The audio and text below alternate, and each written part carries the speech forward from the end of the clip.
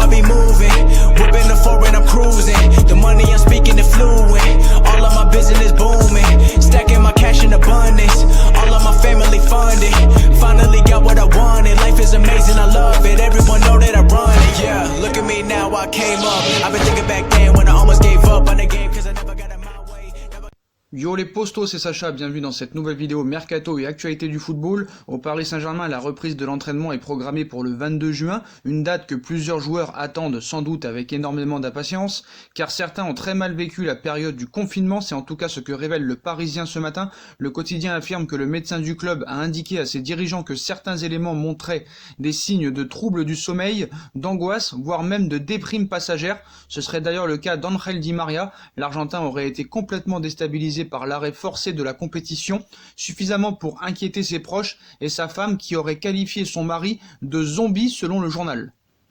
Et à l'heure où les clubs cherchent toujours à obtenir des baisses de salaire de la part de leurs joueurs, le cas Dimitri Payet fait jaser. Lié à l'OM jusqu'en 2022, le Réunionnais de 33 ans avait justifié son refus de baisser ses émoluments en indiquant qu'il avait de lourds crédits à payer, une façon de se justifier qui n'a pas du tout plu à Christophe Dugarry. Le champion du monde 98 ne s'est d'ailleurs pas privé pour le faire savoir au micro de RMC Sport. Dugarry en a profité pour fracasser complètement Dimitri Payet en citant que Dimitri Payet n'avait pas envie de baisser son salaire et qu'il ait le sentiment que son club veuille gommer les conneries du passé parce que le club est en difficulté et qu'il se dise qu'il a un contrat qui doit être respecté. Je le comprends, c'est son choix. Sur le fond, chacun voit midi à sa porte. Je ne suis pas là pour juger. Ce qui me dérange le plus, c'est la forme. Mais nous expliquer qu'il a des crédits à rembourser, tu ne peux pas dire ça. On en entend des déclarations et pas que des fouteux. Comment tu peux être autant déconnecté du monde dans lequel tu vis? C'est ahurissant d'avoir un tel raisonnement et de le dire. À la rigueur, tu le penses, reste-toi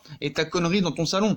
Mais ne sors pas un truc comme ça. C'est ahurissant de se regarder autant le nombril et n'avoir autant rien à foutre du monde qui l'entoure et des difficultés du quotidien, a-t-il déclaré. Payet appréciera sûrement.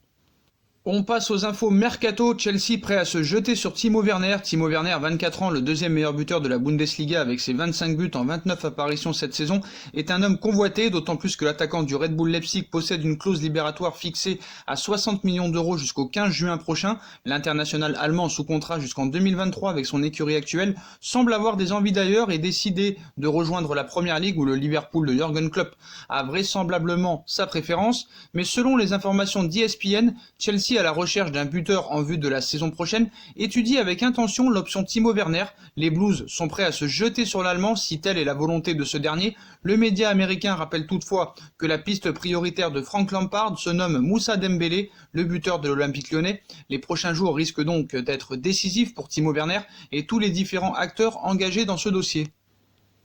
Et on passe à Paulo Dybala qui recale le Paris Saint-Germain. Annoncé partant de la Juve depuis un bon petit moment maintenant, Paulo Dybala ne semble pas prêt de quitter Turin. Il aurait d'ailleurs recalé le Paris Saint-Germain. Le mercato estival va être très étonnant cette année. On n'est pas du tout convaincu que de gros transferts auront vraiment lieu. Pourtant, cela n'empêchera pas les très gros clubs de faire des mouvements importants. On évoque une éventuelle arrivée de Timo Werner à Liverpool, de Lautaro Martinez au Barça ou encore Eduardo Camavinga au Real Madrid. Il semble aussi que le Paris Saint-Germain va s'activer sur ce marché en négociant quelques joueurs avec la Lazio de Rome, mais ce n'est pas tout puisque depuis quelques années maintenant, on évoque un intérêt du club parisien pour l'international argentin de la Juventus, Paulo Dybala. Cet été, le club parisien serait encore venu aux nouvelles pour essayer de le récupérer et le joueur aurait recalé le club de la capitale selon Tuttosport.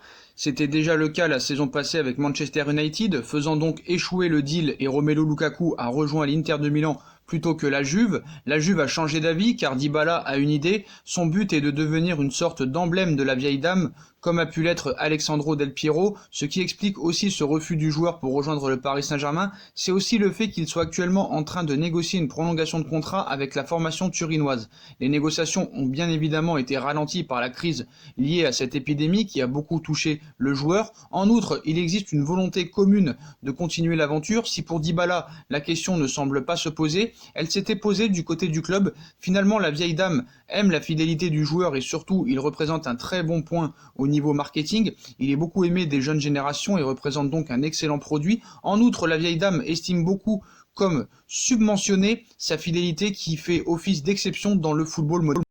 Dans le football moderne, rares sont les joueurs qui restent dans un club toute leur vie, même s'il y en a déjà eu comme Messi, Gerrard, Frank Lampard, Paolo Maldini et beaucoup d'autres. Mais en soi, cette information serait fausse et Tuttosport a voulu faire du mundo et du sport. Certes, le Paris Saint-Germain a été intéressé par Paulo Dybala à l'été 2019, mais en aucun cas, cet été, le Paris Saint-Germain s'est renseigné sur Paulo Dybala. Vous savez, en attaque, Paris a du coffre, Neymar, Mbappé, Icardi et beaucoup d'autres joueurs, donc voilà, c'est pas une priorité en attaque, même s'il faudra remplacer Edinson Cavani, qui on sait toujours pas s'il va prolonger ou non. Voilà, c'est la fin de cette vidéo Mercato, je compte sur vous pour bombarder la barre de like, on partage, on commente, on s'abonne. Dites-moi en commentaire ce que vous pensez de toutes ces infos Mercato et actualités du football, n'hésitez pas à me suivre sur mes différents réseaux sociaux, ainsi que sur Utip. Et ma deuxième chaîne YouTube No Feeling, tout sera en bas en lien en description. Voilà les postos, je souhaite à tous une très bonne continuation, prenez soin de vous et à très vite pour une nouvelle vidéo les postos. Tchuss.